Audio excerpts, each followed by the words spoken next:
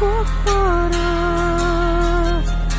Burada mandıyor, drugim aşk etmiş. Verilen senzece, öyle soğuk piş.